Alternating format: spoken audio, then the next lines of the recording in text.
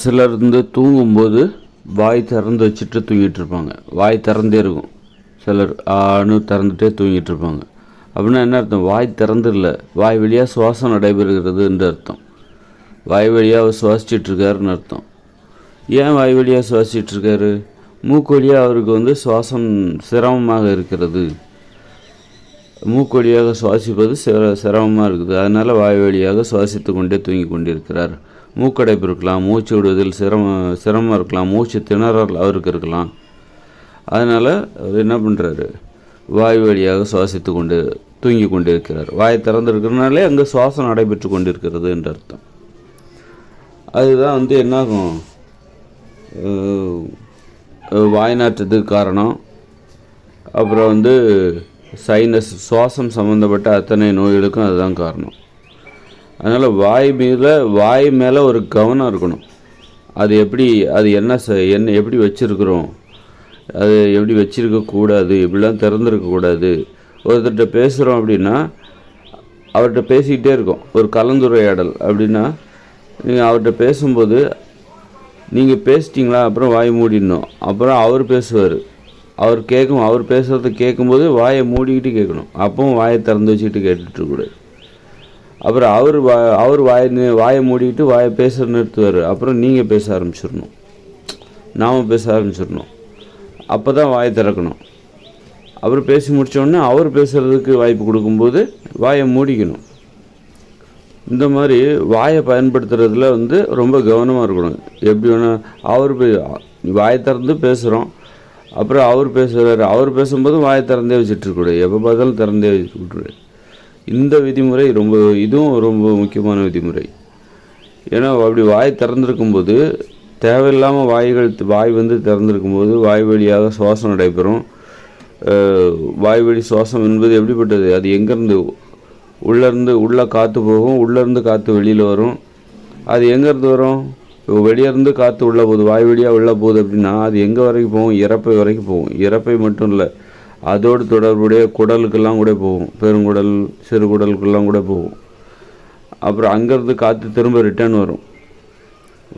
இப்போ இந்த வாய்வழி சுவாசம் என்பது வாய் நாற்றத்துக்கு அந்த வயிற்றுக்குள்ளே போயிட்டு வர இந்த காற்று இருக்குல்ல, உணவு மண்டலம், சிறுகுடல், பெருங்குடல், அதுதான் வாய் நாற்றத்துக்கு காரணமாக இருக்குது.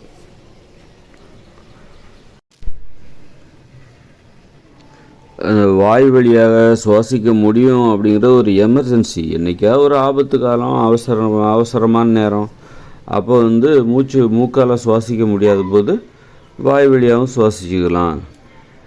அப்படிங்கிற மாதிரி தான் ஒரு அவசர காலத்துக்கு பயன்படுத்துகிற ஒரு நடைமுறை தான் அது.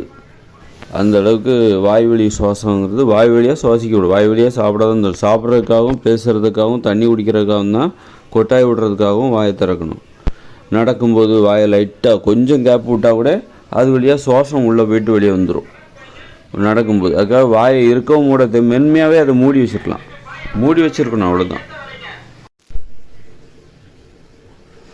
வாயை மூடி வச்சுருக்கணும், அவ்வளோதான். அதாவது மென்மையாக திறந்தா கூட அது உள்ளே காற்று வெளியே போயிட்டு உள்ளே போகிற காற்று எங்கே வரைக்கும் போகும்? வாய் வழியாக உள்ளே போகிற காற்று மென்மையாக வாயை திறந்துருக்கும். அப்போ மென்மையாக காற்று, கொஞ்சமாக காற்று மெதுவாக உள்ளே போனால் கூட அந்த காற்று எது வரைக்கும் போவோம்? இறப்பை வரைக்கும் போவோம். இறப்பை தாண்டி சிறுகுடல், பெருகுடல், மலக்குடல் வரைக்கும் போகிறதுக்கு வாய்ப்பு இருக்குது.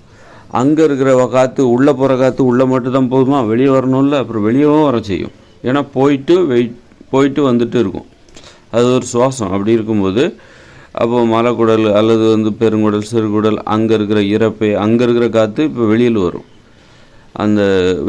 அப்புறம் திரும்ப உள்ளே போகும். இப்படி இதுதான் வாய் வழி சுவாசங்கிறது. அப்போ அதுதான் வாய் நாற்றத்துக்கு காரணம். என்ன தான் பல்லு தேய்ச்சாலும் சரி, சுத்தமான காய்கறியிலே உணவாக சாப்பிட்டாலும் சரி, 2 வேளை பல்லு விளக்குனாலும் சரி, சிலருக்கு இந்த வாய் நாற்றம் என்பது போகவே போகாது.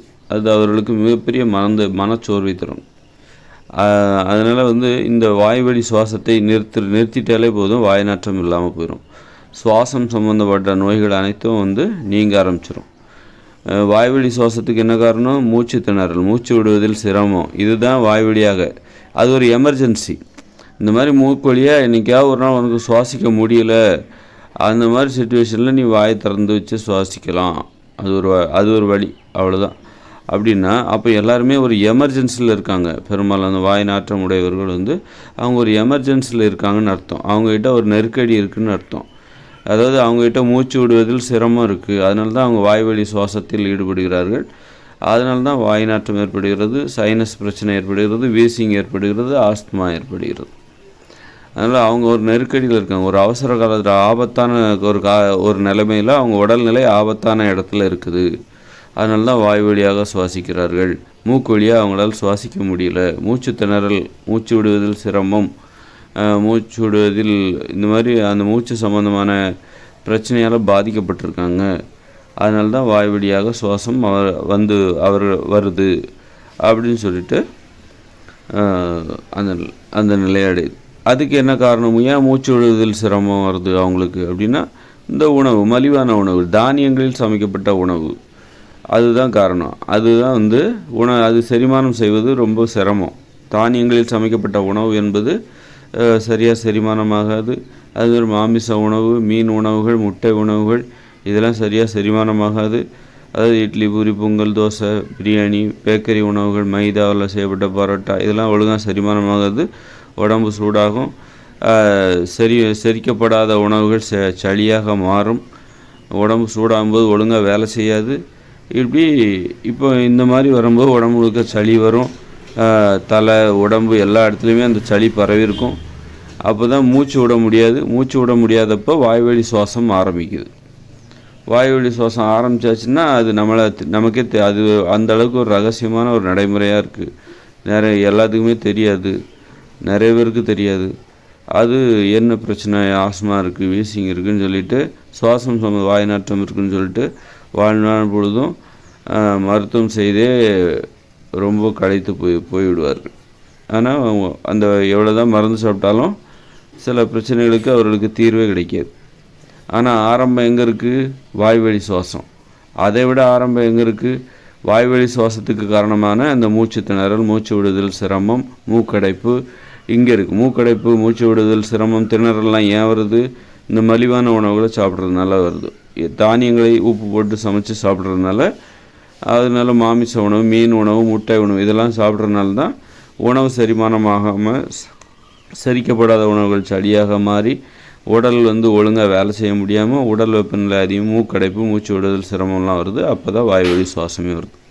அப்போ நம்ம உணவில் செய்த தவறு தான் வாய்வழி சுவாசத்துக்கும் இந்த நோய்களுக்கு, சுவாசம் சம்பந்தமான நோய்களுக்கு காரணமாக இருக்கிறது. அதனால் உணவில் மாற்றத்தை ஏற்படுத்த வேண்டும். சுவாசம் சம்பந்தமான நோயால் பாதிக்கப்பட்டவர்கள் கண்டிப்பாக உணவை மாற்றியே ஆகணும்.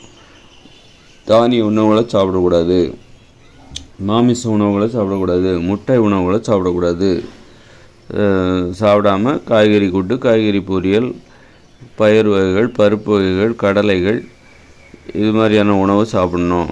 சாப்பிட்டா தான் அந்த சுவாசம் சம்பந்தமான பிரச்சனையிலேருந்து அவர்கள் விடுபட முடியும். பேசும்போது ஒரு நடைமுறை, மற்றவங்கள்ட்ட பேசும்போது நம்ம வாய் மூடி இருக்கணும். அவங்க பேசுகிறத நிறுத்திட்டு நமக்கு பேசுவதற்கு வாய்ப்பு கிடைக்கும்போது தான் வாய் திறக்கணும். அப்புறம் நாம் பேசி முடித்த பிறகு அவங்க பேசும்போது திரும்பவும் நம்ம வாய் மூடிடணும். இந்த நடைமுறையை தவறாமல் கடைபிடிக்கணும். எப்பவும் வாய் திறந்துக்கிட்டே அவங்க பேசுகிறத கேட்குறதும், அவங்க பேசி முடித்தோடனே திறந்துக்கிட்டே இருக்கிற அந்த வாயை வச்சு பேசுகிறது, வாய்க்கு ஓய்வு கொடுக்கணும். அப்போ கேட்கும்போது, பேசுவதை கேட்கும்போது வாய் மூடி இருக்கணும். அப்படின்னு என்ன அர்த்தம்? பேசுவதிலிருந்து ஓய்வு எடுக்கிறது வாய் அப்படின்னு அர்த்தம். பேசுவது என்பது வாய்க்கு ஒரு உழைப்பு, வாய் வேலை செய்யுதுன்னு அர்த்தம். அவர் பேசும்போது நம்ம கேட்குறோம் அப்படின்னா நம்முடைய வாய் மூடி இருக்கணும். அப்படின்னா என்ன அர்த்தம்? ஓய்வு எடுக்குதுன்னு அர்த்தம். நமது வாய் ஓய்வில் இருக்குது அப்படின்னு அர்த்தம். அந்த மாதிரி பேசுகின்ற நடைமுறையில் இந்த செயல் கரெக்டாக கடைபிடிக்கணும். இப்போ பிறர்கிட்ட பேசும்போது வாய் திறந்து பேசுகிறோம். அப்புறம் அவர்கிட்ட பேசி முடித்த பிறகு இப்போ அவர் பேசணும். அப்போது நம்ம வாய் திறந்து வச்சிட்ருக்கூடாது. அப்படி திறந்து வச்சுருந்தா வாய் வழியாக சுவாசம் நடைபெற ஆரம்பித்து விடும். அதனால் அவர் பேசி முடித்தோடனே நம்ம வாயை மூடிடணும். அப்போ தான் அந்த வாய் வழியாக சுவாசம் நடைபெறாது. ஏன்னா பேசும்போதே நம்ம காற்று உள்ளே போகிறதுக்கும் வெளியே வர்றதுக்கும் வாய்ப்பு இருக்குது. அது பேசுகிறதுனால நடைபெறுகிற அதுக்கு அந்த அந்த உச்சரிப்பு, சத்தத்தை வெளியே அனுப்புறது, அதில் ஒரு தொழில்நுட்பம் இருக்குது. அப்போ காற்றை உள்ளே எடுக்க வேண்டியிருக்கும், வெளியே விட வேண்டியிருக்கும். அந்த பேச்சுவாக்கில் அது நடைபெறும். பேசாத போது வாயை திறந்து வச்சுருந்தா அது வெறும் சுவாசமாக இருக்கும். சுவாசம் தான் அந்த உள்ளே போய்ட்டும் வெளியே போய்ட்டும் வந்துட்டுருக்கும். அதனால் பேசி முடித்த உடனே டக்குன்னு வாயை மூடிடணும். அப்புறம் அவங்க பேசுவார். அவர் பேசும்போது வாயை மூடிட்டு கேட்கணும். அப்புறம் அவர் பேசி முடித்தோடனே நாம் திரும்ப வாயை திறந்து பேசணும். இந்த மாதிரி இந்த வாய்வழி சுவாசத்தை வந்து கட்டுப்படுத்துறது இதனால். அது மாதிரி சாப்பிடும்போதும் சரி, வாயை உள்ளே வச்சுட்டு, அதாவது வாயில் வந்து உணவை உள்ளே வைத்து கொண்டு மென்று தின்று அரைத்து வாயை மூடிக்கிட்டு சாப்பிடணும். வாய் உள்ள உணவை வைத்துவிட்டு வாயை மூடிக்கொண்டு சாப்பிட வேண்டும். தண்ணி குடிக்கும்போது வாய் வச்சு குடிக்கணும். அது உள்ள காற்று போகாத மாதிரி குடிக்கணும். இப்போ 2 கையால் தண்ணியை கோரி குடிக்கிறோம் அப்படின்னா நம்ம உள்ளங்கையில் இருக்கிற தண்ணிக்குள்ளே நமது உதடுகள் மூழ்கி இருக்க வேண்டும். இப்போ உள்ளங்கையில் தண்ணியை கோருவோம். ஒரு கிணத்துல தண்ணியை கோரி நம்ம குடிக்கிறோம். 2 கையால் கோரி குடிக்கிறோம். அப்படிங்கும்போது 2 கையில், அதாவது டம்ளர் இல்லாமல் 2 உள்ளங்கையிலையும் தண்ணியை கோரி வாய் வச்சு குடிப்போம்ல. ஒரு கால்வாயில், ஒரு ஆற்றுல, ஒரு கிணத்துல அப்படி தண்ணி கோரி குடிப்போம்ல. அப்போ எப்படி பண்ணணும் அப்படின்னா 2 கையால் தண்ணியை கோரணும். நமது வாய் வந்து 2 உதடும் வந்து தண்ணிக்குள்ளே மூழ்கி இருக்கணும். அப்போ வெளியில் உள்ள காற்று வாய்க்குள்ளே போகாது. இப்படி தான் தண்ணி குடிக்கணும். இந்த மாதிரி ஒரு கவனங்கிறது வந்து தண்ணி குடிப்பதில், உணவு உண்பதில் நமக்கு இருக்க வேண்டும். வாய்வழி சுவாசம் வேறு எந்த வழியிலும் நடக்கக்கூடாது. அதே நேரத்தில் கொட்டாய் வருதுன்னா வாய் நல்லா திறந்து விடணும். கொட்டாவியே அடக்கக்கூடாது.